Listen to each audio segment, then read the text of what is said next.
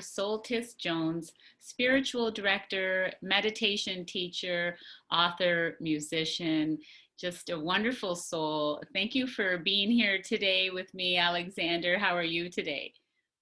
I'm great, Nana. Thank you for that beautiful introduction. And I appreciate that very much. You're looking very radiant today, that's for sure.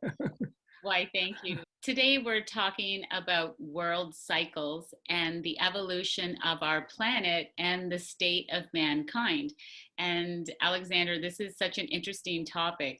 And when I was reading your 7 Mansions of Color, you talk about these world cycles. So let's just dive right into the subject. It's Hugh Keshwar's book. I drew a lot of inspiration from that book. It's called The Holy Science. But what he talks about, and this is from the Hindu scriptures, to get an overall view of the world cycles and where we are presently. And one of the reasons I'm wanting to talk on this subject is to give us hope. There is hope where this planet is evolving. So I just want to go through the scope so we understand.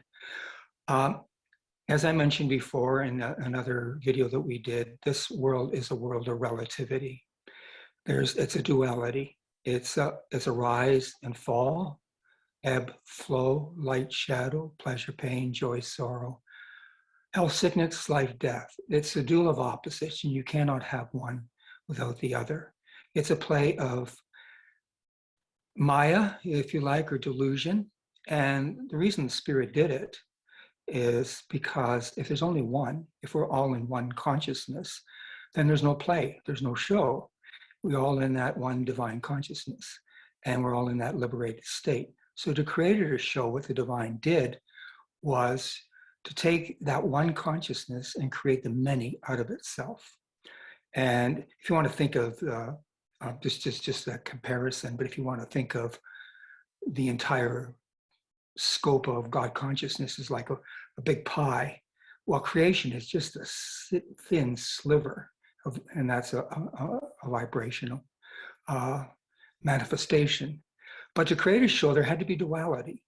There couldn't be oneness, because in that oneness, all is united and there is no show. So there had to be the duel of opposites. So as I mentioned, there's up and down, and our planet didn't escape either. And neither does these world cycles. They're under the sway of relativity, or that play of duality. So our sun, well, first of all, our Earth is going around our sun. But our sun is going around another sun, a fixed star. And that star pulling our Earth is going around the cosmic center of the universe. And scientists are beginning to realize there is a cosmic center where that first vibration manifested, that cosmic center of the cosmos. So as that star that is pulling our sun goes around that cosmic center, the closer it is to that cosmic center, the higher is the consciousness of our planet. So the further it goes away from that cosmic center, then the consciousness of the planet drops. So there's an evolution, a rising and a falling. As it goes closer to that cosmic center, there's a rising of consciousness.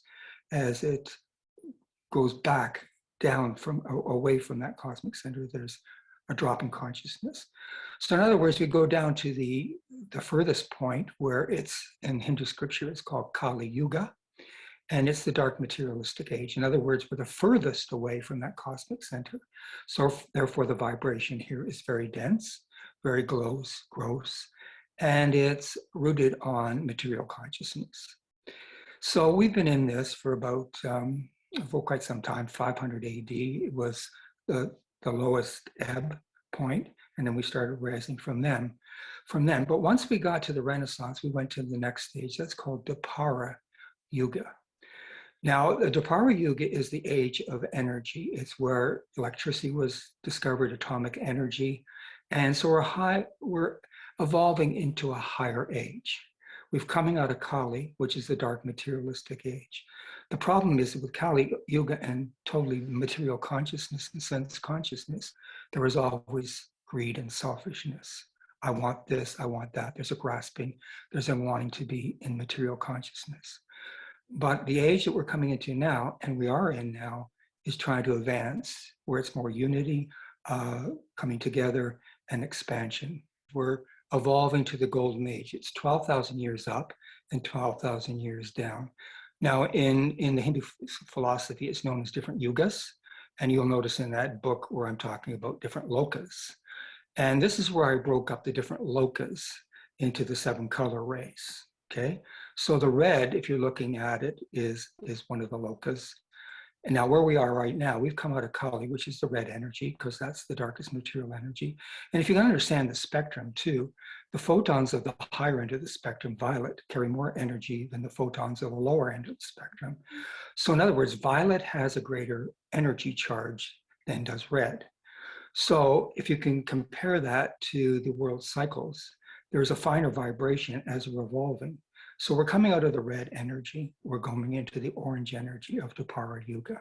So that's where we are right now. And you can relate that to the chakras as well. Well, what's interesting is when I started tuning into the science of sound and color, I was writing music in the key of C for so long, and just really sitting in that energy. But now I'm sort of moving away, and actually I've been composing music in the key of G, which is like the throat chakra area. So I was just curious as to whether my musical influence was relating to the age or the cycle we're in.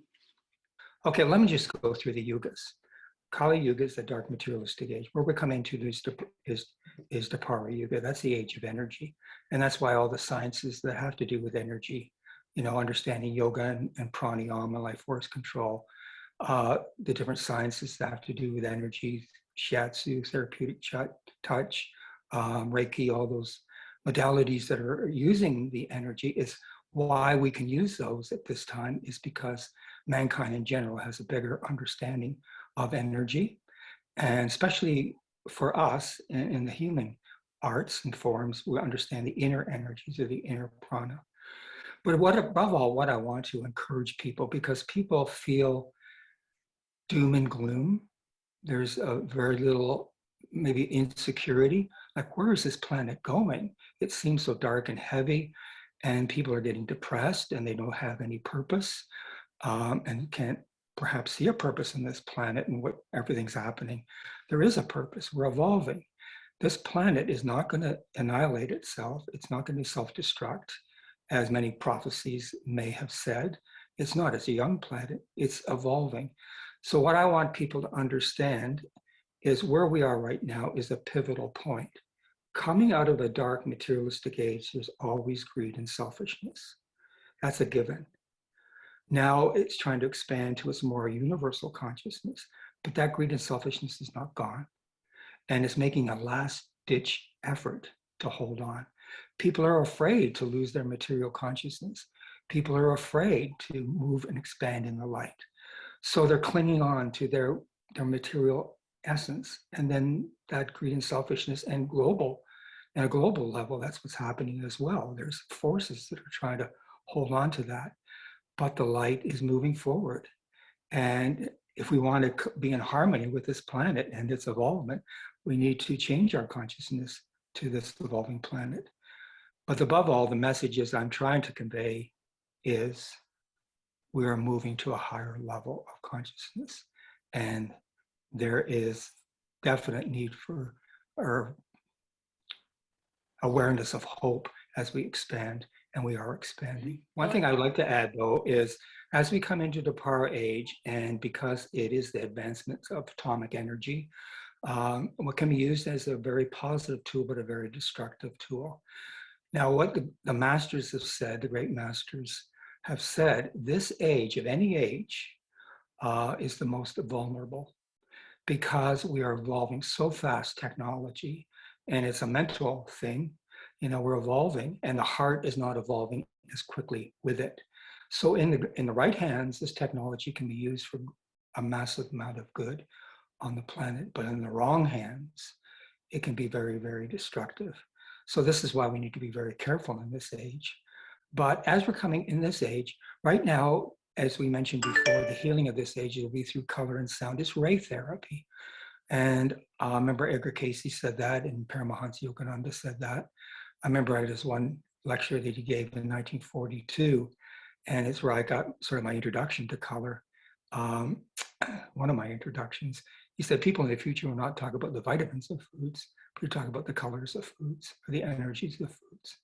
So we are advancing, and I just want to keep emphasizing that point. Once we get out of the Power Yuga, then we get to Tetra Yuga.